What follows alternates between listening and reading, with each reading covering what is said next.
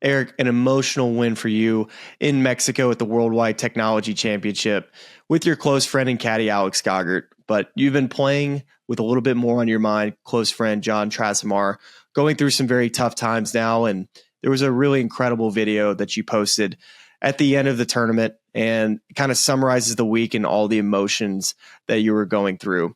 Would like to play that video for you now and have us both to react to it after. How are you able to be so calm when the stakes were the highest? I was calm because there's bigger stuff in life than golf. If you look at my ball, there's a little music notes on there, and initials JT, and it's for Jon Trasamar, our best friend, who's got melanoma and he's not going to make it. And every shot out there today was for him. And when you're playing for something bigger than winning some silly trophy, you know, it puts things in perspective. And at the end of the day, whether I won here or whether I lost here, it really did not matter. Heavy heart, but inspired play and a back nine charge. It's Erik van Rooyen here at the Worldwide Technology Championship. It wasn't that calm all the time, but when I step onto the golf course, I've got a freaking job to do.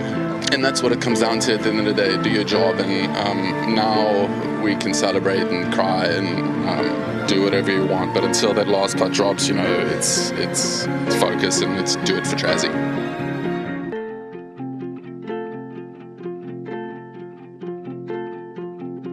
When I'm 8 years old, if I get to that age and I look back, if I lost it, I certainly wouldn't remember it. I'm going to remember the people that I spent time with, the people that I loved, and he's certainly one of them, so I look forward to seeing him. I've seen you out here in some lows, some highs.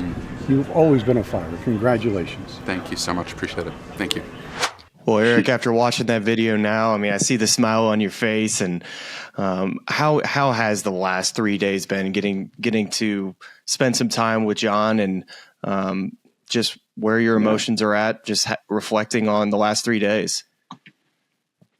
Yeah, Smylie, I'm pretty spent. I'm not gonna lie. You know, it's been such an interesting thing. Usually, when you win, you're just ecstatic, and there's so much joy, and you're so pumped. And trust me, I'm still pumped. But you know, we've been living in like both ends of the spectrum the last few days, like so happy. And then seeing my mate yesterday, you know, I don't know if he's got 2 weeks left to live. It's hard, bro. And cancer freaking sucks. You know, he was free of cancer in April, and it came back a month or two later with a vengeance. So he shot us a text on Wednesday last week. So it was, I had Pro-Am to play, and like an hour before the Pro-Am, he shoots us a text and says, "Boys, this is it. They're running out of options, and they're giving me 6 to 10 weeks to live." They did more scans that day, and it ended up being way worse than that. So yeah, the last few days have definitely been bittersweet. Well, Erik, did Jon get a chance to watch your final round at the Worldwide Technology? So he did get to watch that. Yeah, Donald Constable, old teammate of ours, he was there with them, and they were streaming it on YouTube TV, and yeah, he was zoned in the last hour of play, watching every shot. So I'm glad we brought a smile to his face. That is so cool. And you said it so well after winning. There's so many things in life that are bigger than golf. But did this moment, this outpouring of emotion, feel like a gift you could give him as he processes the reality of his final days? Yeah, I hope so. You know, it's really strange how this whole week turned out, because my goal was to finish high enough to keep my card so that I have the time to come see him. Otherwise, I would have had to play Bermuda and RSM as well. And because he sent us that text on Wednesday that he's only got a short amount of time left. So to end up winning, I don't know, it almost felt like our Heavenly Father was just there all the way. And for example, if I look back on 15, that ball should have never stayed up. Man. I remember watching it. I'm sitting there watching this golf ball. I mean, that ball was rolling like into the woods it was gone all week, right? That would have been, I mean, Cooch made 8 the day before. That would have been double bogey written all over it. And, then to go on and make the putt on 16, 17, and 18, that's what you dream about as a kid, Yeah. So knowing that he was watching and we were able to bring a smile to his face, I think was such a gift. And seeing him yesterday and we talking through the round and going through it, he was pumped. Was there any other sign during the week in Cabo? Like, I know the 15, that ball never should have hung up, and you actually had a pretty great look to make that one as well. Yeah. Besides that text message as well, was there anything else that was a little off or a little odd that normally wouldn't happen on a week that you obviously won, so things obviously go your way?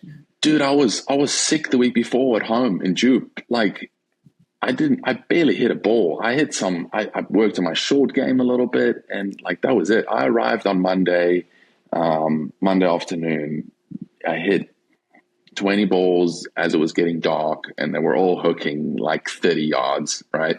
So the whole week was just like, okay, I'm going to feel a fade, and it's going to go straight. And I hit one draw. I'm trying to think where I actually tried to hit a draw, and it didn't work out great, but it went left. And I was just like, okay, we're not doing that again. Back to the same. Yeah. So like the whole week was it's just strange, man. And it happened for a reason. 100%. Well, and we've talked a little bit about Jon so far in this short episode, but I want to hear whether it's a story or just ways that Jon has inspired you, just the memories that you'll keep forever with you even after he's gone. Yeah.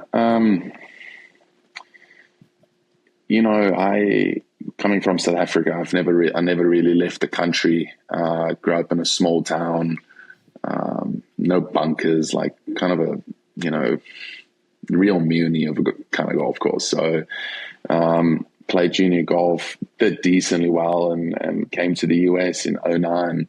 And he drove 2.5 hours from his house just to come say hi at the airport.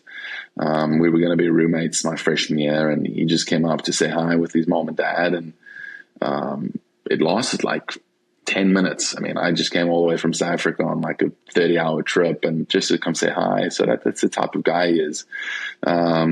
Super kind, massive heart, obsessed with golf and the golf swing. And,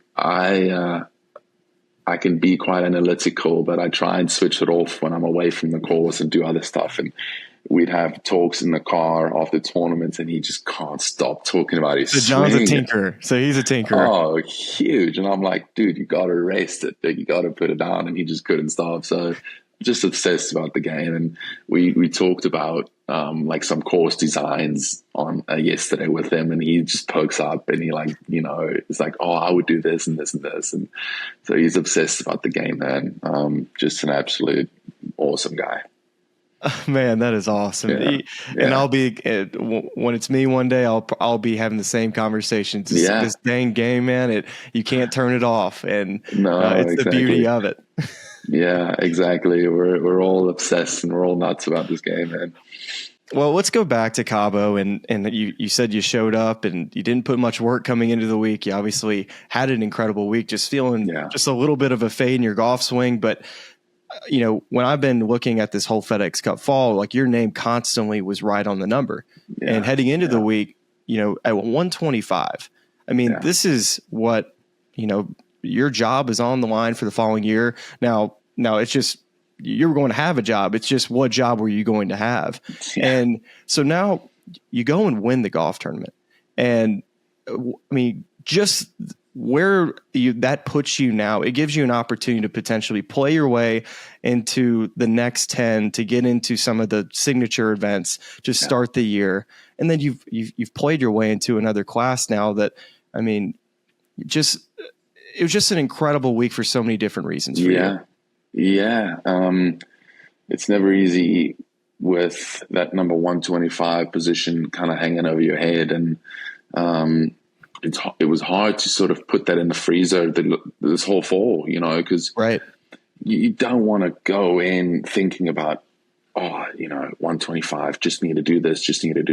You want to go in trying to play good golf, and it's so hard to put that to the side. So now everything's changed, right? Spectacularly. Like it was a really, really hard year for me. Golf wise, definitely the worst year of my professional career. And in a blink of an eye, things look different, you know. I'm still on the cusp if I'm going to play RSM next week. I've got a chance to obviously get that top 60 position and get into the first few signature events. At the same time, it's been a really long year, and I finally sort of bought myself the luxury of just spending time with family and reflecting and letting it all kind of sink in. So I'm kind of 50-50 of what I'm going to do, but it's such a privileged position to be a winner again, and knowing I've got that 2-year exemption. It's pretty cool. Well, I've watched you play a bunch of golf, and I know what type of game you have, but for the listeners and the viewers here today that are trying to learn more about you, how would you describe your game? What are the strengths and the weaknesses? What are the things that you worked on the hardest? But really how you get around a golf course? I've always been, in my mind, a really good iron player. I love shaping the ball both ways, albeit last week I was trying to avoid the draw. So I love kind of painting pictures. So ball striking has certainly been my strong suit. Like I just mentioned, the course I grew up in barely had bunkers, so short game was always gonna lack in that department a bit, you know. So short game's been something I've worked hard on. The last few years, I've been working with John Graham, putting coach on tour. Obviously, looking at Sunday, things are starting to bear some fruit, right? So I'd say chipping is slowly coming along, and the rest of the game's coming together nicely.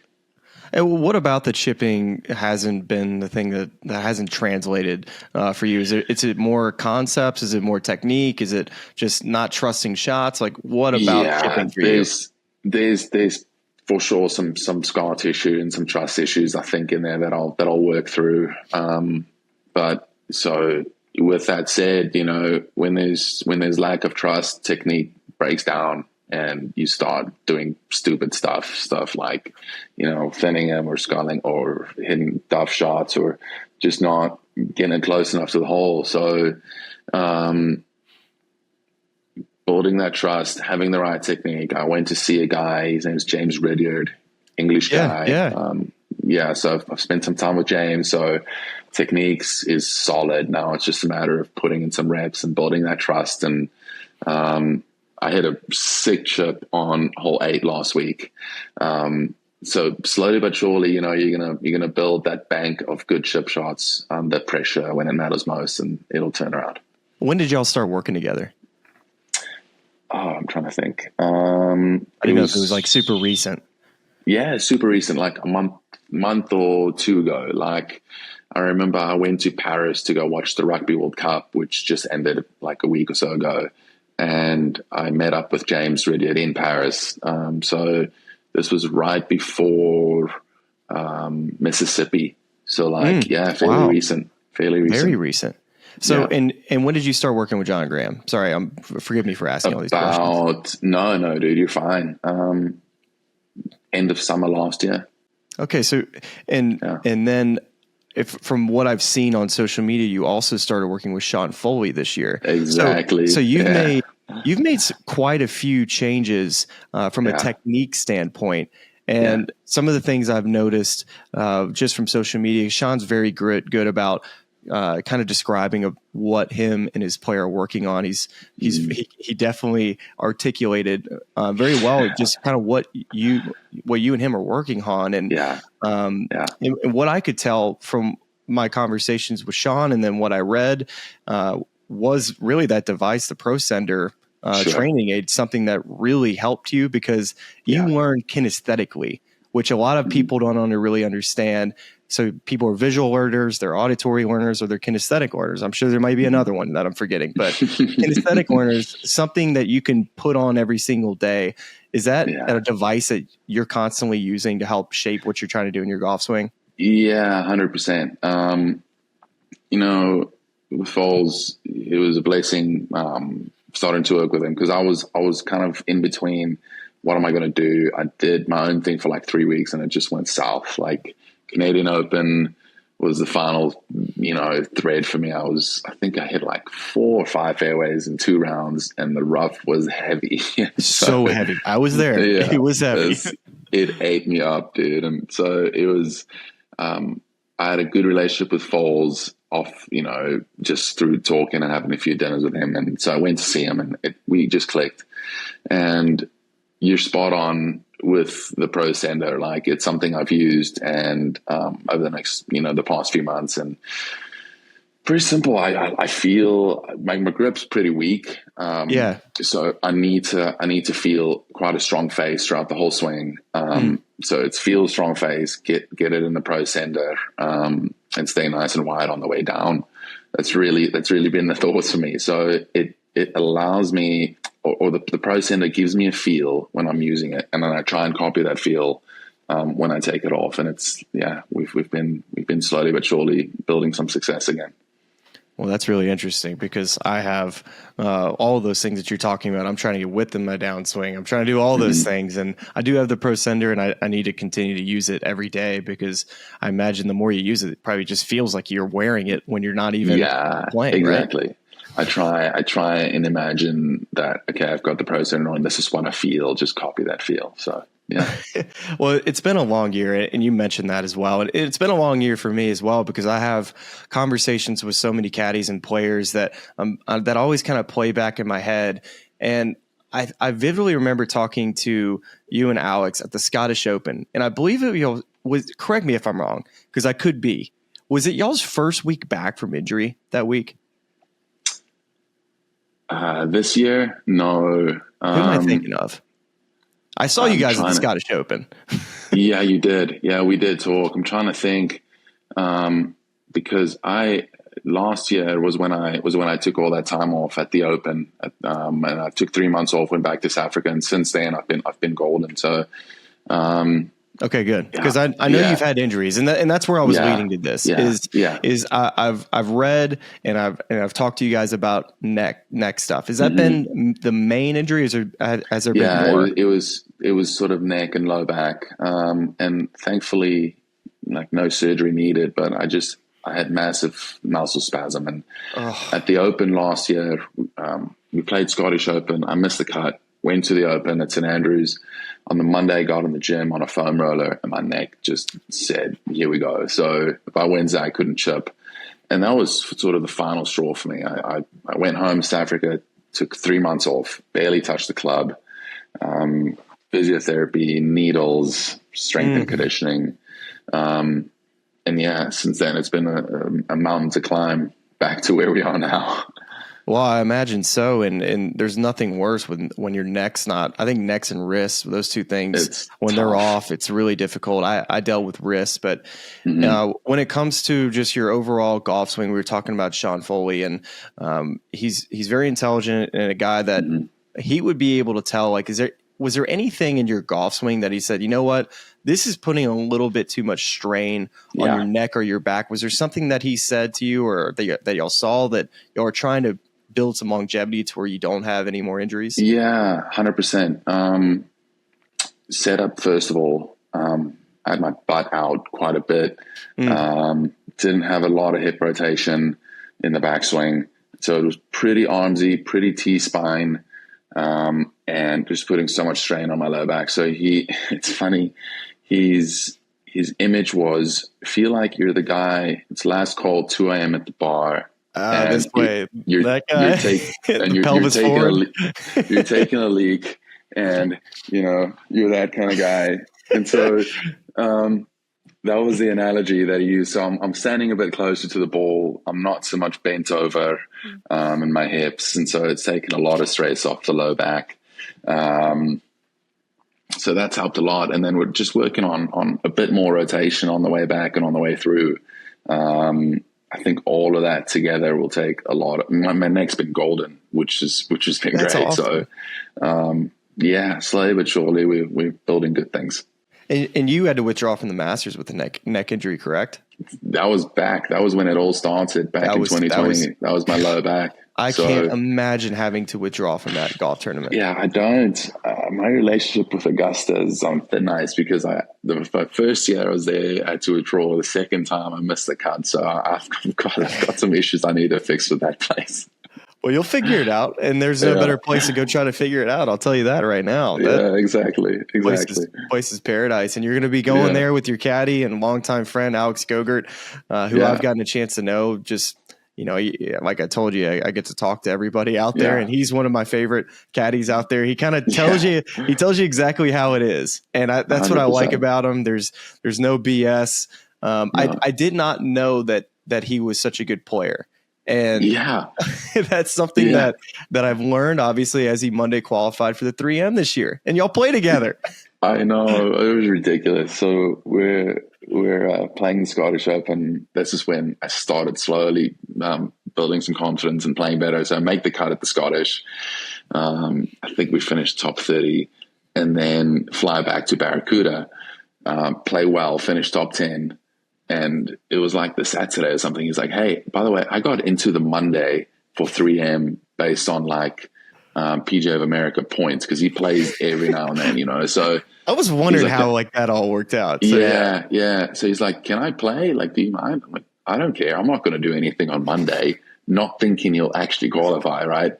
And the kid goes and shoots 66, gets through in the playoff, and we end up playing together. What a spectacular week! So, I mean, thinking about this year, that's for sure one of the highlights. Getting to play with him, and his brother caddied for him. Oh, really? I'm sure you know him too. I imagine. Yeah, we're close too. So it was special, man. Special week. Were there any moments that week at the 3M where maybe before y'all teed off, you're thinking, I cannot lose to this dude. Like, I cannot have my caddy beating me head to head. Like, because he watches you play every day, and I'm sure there's moments out there during the 3M in Minneapolis where you're thinking, oh man, actually his shot shape might fit this shot a little bit more than mine. He's going to stuff something in there.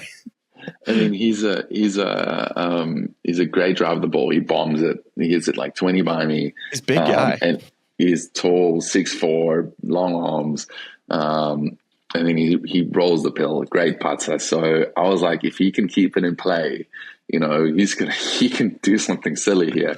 So did he have fun out there? Like, was he really nervous? Was it? Could you tell he was nervous, or was it like he's just like, F it, I'm out here having a good time? Okay. He soaked it up. I mean, when they called his name, and on the tee from Minnesota, Alex Gaugert, he was like raising his driver up in the air, like tipping the cap, like he was just all into it, loving it. So it was so cool. Oh, so I mean, I want to hear a little bit more about y'all's relationship because from what I've been told is that you initially like he wanted a caddy for you, and you're like, nah, like I don't think so. That's gonna work out. No, other way around. Oh, really? So. It was 2019, and I'm in between caddies. I'm on my way to the WGC in Mexico, Chapultepec, and he lives in Scottsdale at the time. So I was like, dude, I need a caddy. Can you just hop over to Mexico? We're good mates. You know me, like it'll be fine. There's no cut, so we're guaranteed money. I'll pay you good. Like, so he comes over, does it. It goes great. And I'm on the European tour at the time, and I've got like a hectic stretch. I'm playing in Kenya, then I'm playing Qatar. That's tough. Then we're like Qatar, Morocco, China, and I'm like, okay, so do you want to do these next few weeks? And he was like, I got to see about this, and eventually kind of convinced him, turn it around, and he's been on the back since. Oh my goodness! Did he have any? Because I saw he has a young family. How many kids did he have at the time then? No, 0. But zero at the time. So I went to Qatar with myself. I think that might have been the week that his daughter was conceived. So again, it all the math is mathing right now. Yeah, exactly. Oh my goodness. How good is that, man? It's brilliant. All right. So has it helped you having a close friend, and not only a close friend, but a really good player be a caddy for you? Has that been a benefit? Yeah, it has. Our number one rule is absolute honesty, with the knowledge that everything that's being said, everything that's discussed is to help us get better. That means if he really wants to chew me out, he's got license to do that, right? And vice versa. And we need it. Oh yeah, we need it. Yeah. So, and knowing it comes from a good place, knowing he's one of my closest friends, I think that makes me better. You know, and then on top of it, like we said, he's a great player, so he's got a really keen eye for the game. Yeah, I think together we've just learned so much over the last few years. It's been a really cool relationship. That's nice when you're able to build not only your relationship with a friend and as a caddy, but you can continue to build on year because he's watched you and you know, for however many years now, and you're able to, you know, actually set goals on how to continue to get better, whether it's in your technique or things of strategy that I'm sure that y'all have probably done things different from when you started to where you are now. Oh, absolutely. We've both learned so much together, and I can't really see working with anyone else right now. I don't know. You know, that caddy relationship, it's like a marriage. And there'll be some rocky walks down the road, I'm sure. I'm sure there always is. It doesn't matter how close of friends you are. Exactly. It's a wrong number. It's a 9-iron that flies 20 yards over the green. It's always something that gets that look. You're like, I don't care who you are. You're going to get a look. Exactly. And he'll take it, and the next time he'll give me a look and I'll take it, and that's the way we roll. Oh goodness. And I'm sure that goes all the way back. I mean, there has to be some good Golden Gophers golf stories from you, Alex and Jon. Oh man. How much dirt do we want to talk about here? I mean, I'm trying to think. I mean, just Alex, it's funny because I just shot 28 on Sunday. Yeah. And the year after I graduated, so Jon redshirted his freshman year, and we were roommates. So he played an extra year, his fifth year when I just turned pro. So he played with Alex, who was a year younger. And Alex was talking yesterday about a tournament they were together. And Alex was leading on, you know, the final day, and Jon comes and shoots 28 on the back nine. No way. So yeah, it's just funny how that kind of came up yesterday. So I thought that was a pretty cool one. I'm trying to think what else. I mean, we all went to a hoopie together like a few years ago. Oh, really? It was like 8 of us. I had all the boys out and we went to a hoopie. Like, that was special. All of us, all teammates together. There's a putting green that lights up at night, and we were there till 1 o'clock, 2 o'clock in the morning, you know, smoking cigars, putting around and fooling around. It was spectacular memories. Oh, those are the memories that you'll never forget. And, and I mean, I know we were kind of talking a little bit about golf right before that, and, you know, just goals for 2024. I mean, I'm sure that's probably the furthest thing from your mind, but are there things that stick out to you that are you're kind of thinking about as you move forward till next year? I think I just ticked one off on Sunday, getting back to the Masters. You know, that's always one you want to play. I didn't play any majors this year, which stung a lot. Yeah. I don't know, Smylie. I haven't really thought about it, to be honest, but I'm on such a good trend right now. I think just building what Foley and I are doing,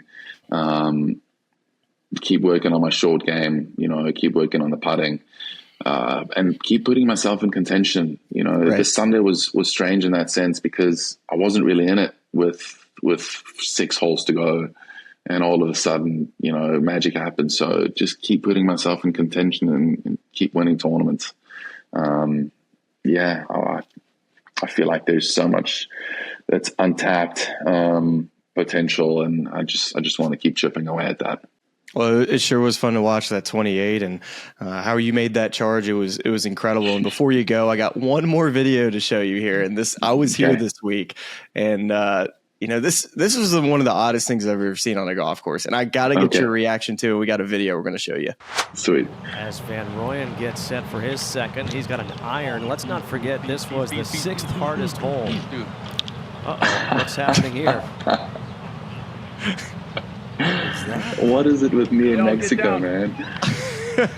I didn't put that together as well. It's in Mexico as well. Yeah. So you were about to get into the ball, and did you hear something, or did somebody say something? No. So that's a 4-iron. It was like 210 into the wind. Hardest hole there. Yeah. And I was so close to actually pulling the trigger, and look at that, just ducking. And I look up, I look at like my last look at the flag, and I just see this dark cloud, and I'm like the split second that I'm thinking like, what is this? And then all of a sudden it's like, I know it's bees. And this has happened to me once before on the golf course. What? Yeah, in South Africa, it's happened to me. So I was like, okay, I'm just going to drop down and hopefully they don't sting me, because what I've read was that it's like a swarm that's migrating. And so like, I don't want to somehow kill a bee and then they all freaking attack me. No, yeah.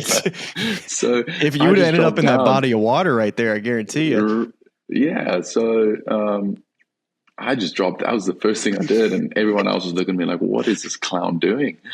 So yeah, man, it's, you don't really get to see that on a golf course if unreal, man. Because I was on, that's 10. I was on 12, and I heard y'all talking about the bees. And for those that are not watching this and listening, they're wondering what are y'all talking about? It was a swarm of bees at the Vedante tournament this year in Mexico, and you're in that middle of the fairway, and those bees come fly. Was it straight over you, or was it in front of you? Like we can't see the bees. It was at sort of a 45-degree angle. So they were right in front of me, moving towards me, and then they kind of moved across the fairway right towards Frankie Molinari and the boys there. So, and then they look at me, and then all of a sudden they drop down. It's so funny. Oh gosh. Well, we had to send you out on a laugh, because that video, just things that happen on a golf course with animals. Yeah. I've dealt with it with alligators at Bay Hill, bees for you in Mexico, and man, I know the alligator be here too. I've seen that a few times. It's too funny. Well, everybody always sees it and mentions it to me. And I'll tell you what, Erik, this has been a heck of a chat, and really just prayers not only to you, to Jon and your friends and family. It's it was something that I think many in the golf world couldn't stop thinking about over the last 48 hours and 3 days. And just prayers for you, man. I know this is not easy. I can't imagine going through something like this. So definitely we'll be continuing to be praying for you and Jon. Awesome. Thank you, Smylie, and thank you for your time, brother. Appreciate it. All right, Erik. Congrats again, and thanks for coming on.